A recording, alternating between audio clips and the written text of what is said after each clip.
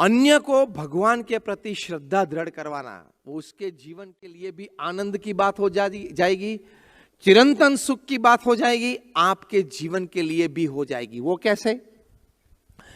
देखो, मैं बड़ी बड़ी बात करना नहीं चाहता हूं स्वर्ग की और भगवान के धाम की। Let us talk practical. आपको भगवान के नाम स्मरण से लाभ क्या होता है? मंदिर दर्शन से लाभ क्या होता है?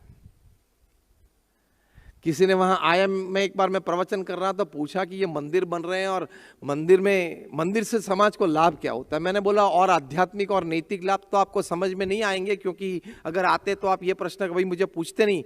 Let's talk about how mandir plays an important role in the economy of the country. Bharat के अर्थतंत्र में मंदिर का रोल क्या है? उसमें तो फिर कोई मना कर ही नहीं सकता, कोई आर्ग्यूमेंट कर ही नहीं सकता। भारत में 35 लाख मंदिर है, छोटे मोटे। कोई मंदिर में सिर्फ एक पुजारी है, और बड़े बड़े जो मंदिर होते हैं, रामेश्वरम होता है कन्याकुमारी में, वहां जगन्नाथपुरी होता है, पशुपतिनाथ नेपाल होता है, हमारा स्वामीनारायण अक्षरधाम दिल्ली में होता है।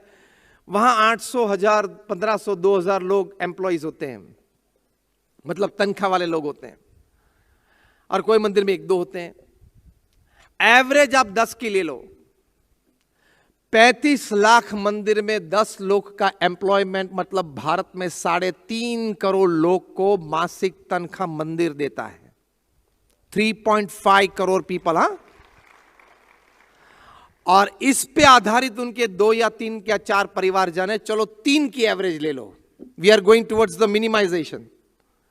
3 की एवरेज ले लो तो 3.5 करोड़ लोगों को तनख्वाह मिलती है, उन पे डिपेंडेंट उनके फैमिली होते हैं, मतलब 3.5 करोड़ मल्टीप्लाई बाय 3, 10.5 करोड़ लोग मुंह में अन्न रखते हैं रोज मंदिर की वजह से। 10.5 करोड़।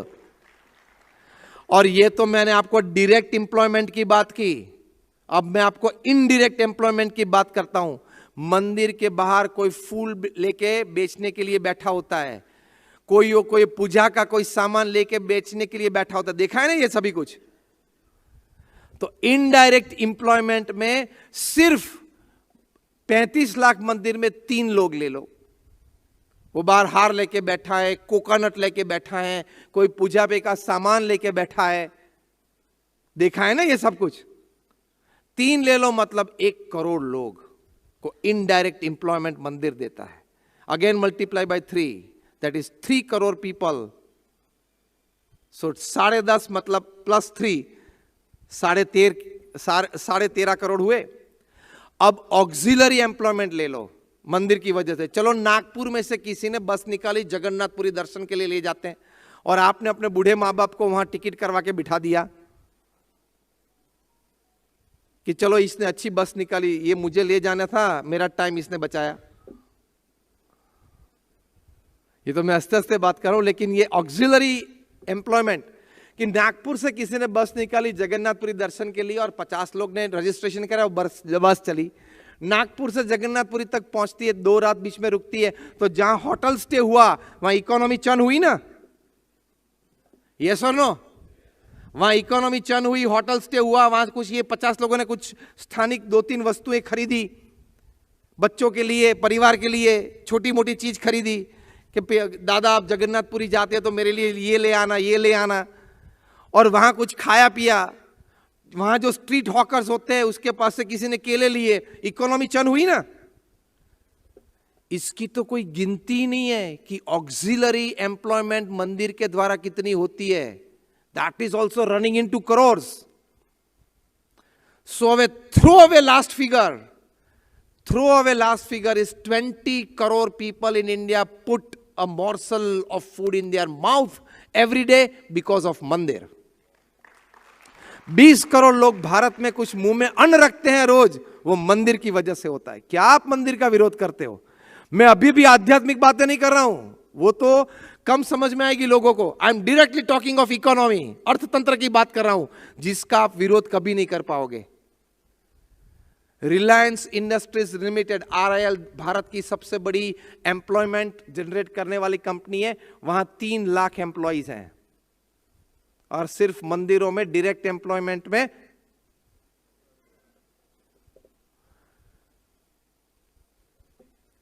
तो यह बात मैंने इसलिए आपको की कि आप भगवान के प्रति, मंदिर के प्रति सत्शास्त्रों के प्रति श्रद्धा करवाएंगे, उनके जीवन के लिए, समाज के लिए भी अच्छी बात है, हमारे लिए भी अच्छी बात है।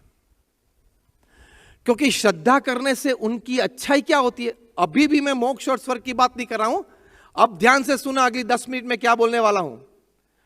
कि श्रद्धा आपने किसी को करवाई, आप श्रद्धावान हो, आपने किसी को भगवान के प्रति श्रद्धा करवाई, what advantage practically he has in day to day life. यही बात है ना। कोई आपको कहता है कि दूध पी लो, एक साल के बाद कुछ एनर्जी मिलेगी। भाई साहब अभी की बात करना, 2 घंटे की बात की। Practical day to day, the first thing that faith helps you in, it has the power to give you stability under any circumstances in life. जीवन में कोई भी छोटे मोटे सुख दुख के प्रसंग बन गए, जीवन में कोई भी पॉजिटिव नेगेटिव बना, प्रॉफिट या लॉसेस बने, ये सभी परिस्थिति में आपको स्थिरता देने की ताकत श्रद्धा में है। मैं आपको प्रसंग से समझाना चाहता हूं। 1972 में युगांडा के प्रेसिडेंट इदी अमीन ने सभी एशियंस को कहा कि आप 3 दिन में युगांडा छोड़ दो। कहानी आप सभी को पता है। गुजरातीस थे, इंडियंस थे, एशियंस थे, सभी को युगांडा छोड़ना पड़ा, वरना इदी अमीन ने कहा कि मेरी आर्मी आपको मार देगी। आर्मी घर घर जाती थी। पहरे हुए कपड़े से आपको घर छोड़ना था, देश छोड़ना था। एयरपोर्ट पे आप जब गए, वहां के लोग हाथ में अगर छोटी सी अगर रिंग हो तो भी ले निकाल लेते थे, पैर में अगर अच्छे जूते देखे मिलिट्री ने तो भी आप वो निकाल देते थे। कोई भारत आया, वहां गुजरात आया, कोई लंदन गया, क्योंकि युगांडा ब्रिटिश कॉलोनी थी, सभी के पास ब्रिटिश पासपोर्ट थे। अब ध्यान से सुनना, वहां जाके तो वे रोड पे थे, कोई रिश्तेदारी नहीं थी, कोई घर नहीं था, कोई नौकरी नहीं थी, कोई धंधा नहीं था। छोटी छोटी नौकरी सभी ने शुरू की, घर घर जाके न्यूज़पेपर डालना, ये सब नौकरी चालू की। 3 दिन पहले ये सब युगांडा में बड़े शेठ थे, 8-10 बेडरूम के बंगलों में रहते थे, घर में 8-10 नौकर हुआ करते थे, 3 गाड़ियां मर्सिडीज पार्क हुआ करती थी कंपाउंड में। ये सभी एक ही रात में चला गया और लंदन में एक सामान्य व्यक्ति के दौर पे नौकरी करनी पड़ी। सिवियर सेटबैक आता है ना जीवन में, कोई लोग डिप्रेशन या स्ट्रेस में चले जाते हैं, ये लोग स्थिर रह पाए। तो ब्रिटेन के एक बहुत बड़े हिस्टोरियन चार्ल्स कनिंघहैम ने इस पे सर्वे किया। 2000 ऐसे लोगों को मिले जिनको युगांडा छोड़ना पड़ा था, सभी समृद्धि वहां छोड़नी पड़ी थी और भागना पड़ा था, और रोड पे आ गए थे, करोड़पति थे, रोडपति बन गए थे। उन सभी को मिले, सभी को प्रश्न पूछे, सभी के बारे में जानकारी प्राप्त की, सभी के पास से एक ही उत्तर मिला। सभी ने कहा कि जब भारत से युगांडा गए थे, सामान्य थे, वहां मेहनत की, भगवान की कृपा हुई तो वहां कुछ मिला। अब कुछ प्रसंग बना जीवन में, प्रारब्ध होगा कि सब कुछ छूट गया, लंदन आ गए, यहां मेहनत करेंगे, भगवान की कृपा होगी तो यहां कुछ बनाएंगे। भगवान की जो इच्छा है वो हमें मान्य है, हम आनंद में हैं। What a stability in life, कितनी स्थिरता ये भगवान में श्रद्धा से आती है। वरना छोटी छोटी बात में आप डिस्टर्ब हो जाओगे, डिप्रेशन में चले जाओगे, स्ट्रेसफुल हो जाओगे। अरे यार ये मेरे जीवन में क्यों बना? तो क्या तो ऊपर से आया है? जो ऊपर से आए थे, भगवान राम, भगवान कृष्ण, भगवान स्वामीनारायण, उनके जीवन में भी छोटी मोटी तकलीफें आई, वो उन्होंने तो भगवान थे, चरित्र करके दिखाया, लेकिन इसलिए दिखा कि हमारे मनुष्य जीवन में आ सकता है। आपने कोई ऐसा प्रसंग सुना है कि 20-25 साल का उसका युवा लड़का हो, कार एक्सीडेंट में मर गया हो? ऐसा कोई प्रसंग सुना है, देखा है? हाँ या ना? तो वो घटना आपके घर में बन सकती है? अब स्तब्ध हो गए। हाँ या ना? बन सकती है। आपने कोई ऐसी बात सुनी है समाज में कि किसी का बिजनेस बहुत बड़ा था, टूट गया और सीवियर लॉसेस में चला गया?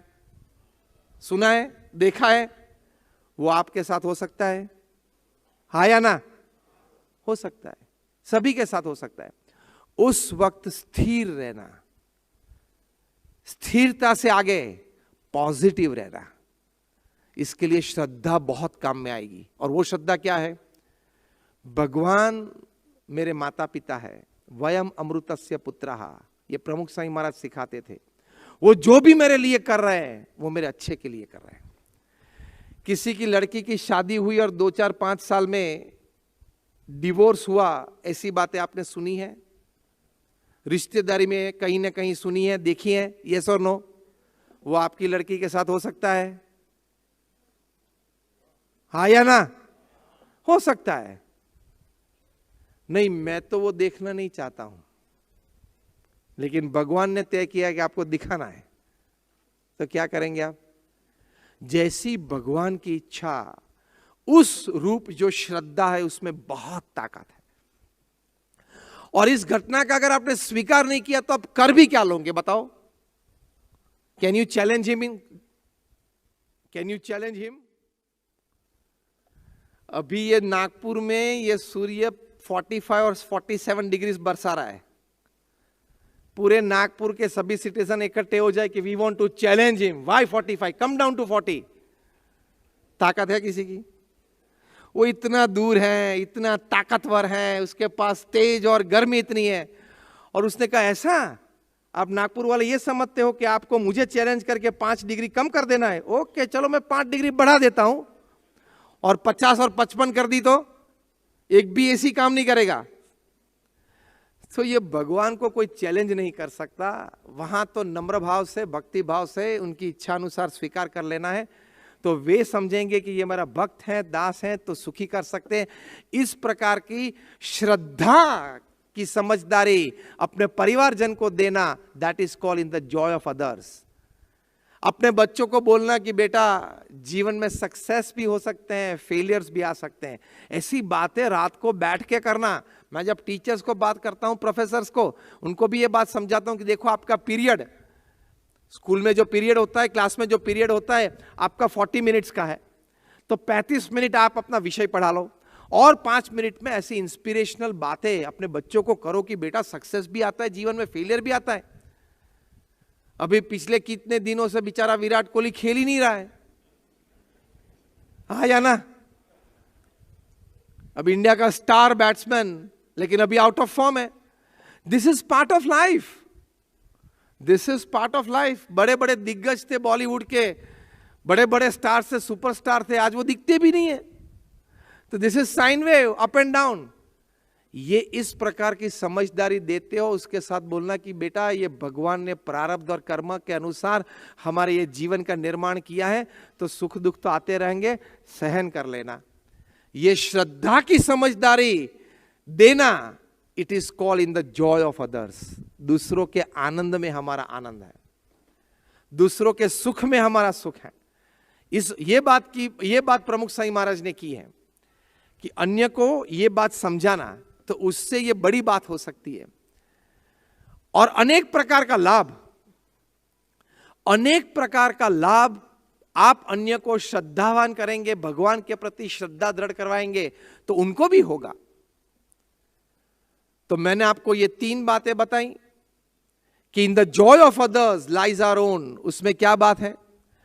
प्रथम बात है कि अपने आप को कैरेक्टर की दृष्टि से ठीक ठाक कर लेना, ताकि आपकी दुनिया ठीक हो जाए। कोई बुरी आदत है, हैबिट है, तो छोड़ देना। वो पहली बात बताई।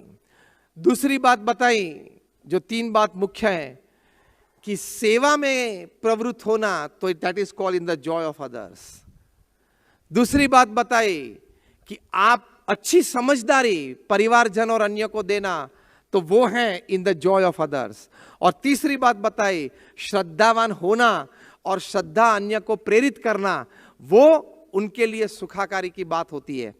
तो सेवा, समझदारी और श्रद्धा, ये 3 बात आप मेरे साथ रिपीट करें। सेवा, समझदारी और श्रद्धा। इन 3 बातों में अन्य के लिए सुख है और मेरे लिए भी